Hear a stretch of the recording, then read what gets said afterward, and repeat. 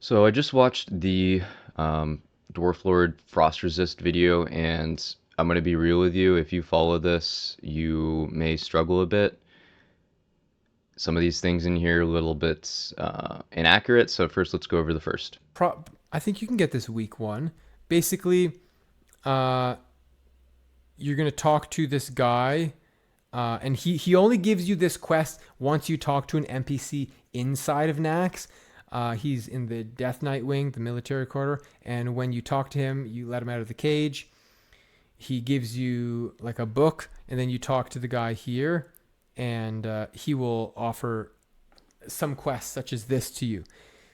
It's So partially right. He does offer some quests once you talk to the person in Nax, yada yada.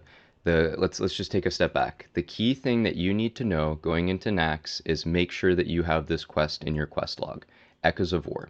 First time you clear Nax, you need to have this quest. All you do is clear some mobs in each of the four wings, and then that's going to allow you to complete the quest, go back to Light's Hope Chapel, and you can then start the only song I know. So I think the Dwarf Lord was getting a little bit confused. He was looking at Wowhead comments or something like that. So we're just continue to look through Wowhead here and explain Frost Resist a little bit better to you and give you a more realistic idea of how to get your first Saffron kill. And maybe like I'm being a little bit unrealistic. Let me set the expectations here. I'm assuming that most people have world buffs when you're attempting your first Sapph. I'm assuming that most people have rank 14 gear and like BWL AQ40 level gear. On Fresh, you don't have buff cap, so there's just this little more output that's available compared to what I'm used to and what we've previously seen in the 2020 version of Naxxramas. So let's continue to talk about that now here. This Omarian's Handbook that he's talking about, that's something that you're going to talk to someone inside Death Knight Wing, the start of Death Knight Wing. And then, yeah, once you do this, this allows you to then craft the epic gear. And you don't necessarily have to craft it, you can also buy it. So the problem is no one has the frozen runes early on, so the other stuff is going to be expensive as well first couple weeks. You want to have someone craft the gear compared to buying the gear. It uses less frozen runes. That's really important. So yeah, um, just something to mention here as far as what's reality. The most important thing to understand is once you do Echoes of War, you can go get this quest. So after you do 13 out of 15 bosses, Hearth to Light's Hope Chapel, or maybe go rebuff first and then get your pair of legs. Again, I think what he was saying with legs was good as far as warriors typically either get the male ones. I have seen some that get the leather, but they're really the same. It doesn't really matter, right? It's just extra armor, so why not get the male compared to the leather? Anyways, the important thing to understand is additional pieces that you want to have besides the legs. So the legs, that's going to give you 40 frost resist, and then you're going to put the ice guard on it. So what you do is you turn in either Crypt Fiend parts or bone fragments. 300 of them is going to be enough for you to get that 10 plus frost resist that you can then put on your pair of legs. So now you're sitting at 50 frost resist. Once you're at 50 frost resist, think about how you're going to get to about 100, 120 as a full world buffed raid that's going to try and blast it down. Maybe 150 is more realistic. So 50, the easiest thing to do is Juju Chill. So Juju Chill is going to give you 15 more. So now we're sitting at 65. Trinkets. One side thing is this Ice Deflector. Just people want to have this. It's just free absorption that you can use during the fight. It's not much, but it's all about those little things so everyone uses it.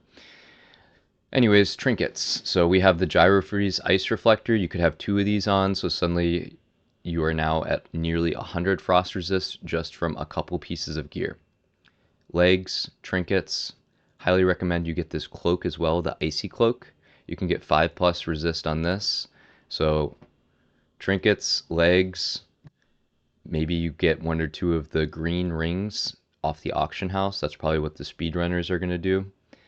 But you don't want to have too many pieces that have 0 stamina on them. It's really important to match and balance on Saffron how much health you have compared to how much frost resist you have.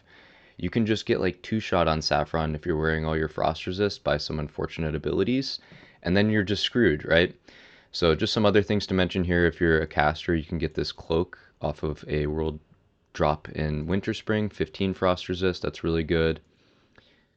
This molten core item is actually kind of decent for casters where it has both stamina, frost resist, and a little bit of mana regen on it. Pretty good item. For anyone in the raid, this trinket isn't too bad with some plus healing on it, 10 frost resist if you happen to not be an engineer. Another good trinket here, the Petrified Scarab. The key here is how it says every time a hostile spell lands on you, this bonus is reduced by 10 resistance. Well, the passive ticking of Saffron doesn't count as that. So you have a lot of frost resist for a full minute while this is active. Towards the end of the fight, you could pop this, and it can be really good if some people have this. But that's really it, right? I do not recommend that you show up with a raid full of people in the green crafted gear. You want to have just a couple select pieces. So legs, cloak, some trinkets, rings, that kind of stuff. Not a whole ton more than that, or quickly you will start losing your raid power, and suddenly you're setting yourself up for like an 8-minute saffron, which is just tough. You want to realistically have about 2 or 3 air phases at most for your first kill when you're using world buffs. Really, not much more to say than that. Other things on my mind are just the importance of bringing extra healers.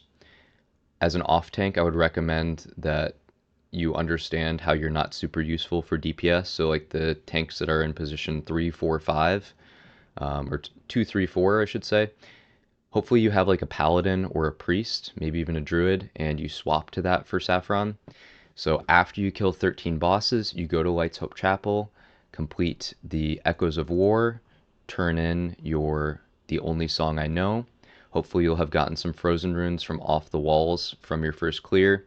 You distribute those amongst everyone. Easily we'll be able to get 40, 50 runes. So at least half your raid hopefully will be able to get those legs. And yeah, then you have some people swap out to healers.